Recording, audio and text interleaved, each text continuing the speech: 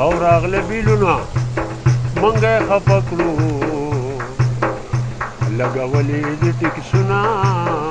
راغله بلونه مخکې به 1000 روپۍ راتللې راغله بیلونه هر سړي بیا به ورکولې راغله بیلونه مخکې به 1000 روپۍ راتللې راغله بیلونه دار سړي به ورکولې راغله بیلونه راغله بیلونه اوس 9000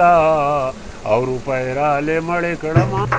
او بجلی خوی او کله نه راغلی بیلونه بجلی خوی او کله نه راغله بیلونه او راغله بیلونه نو ټوله شپه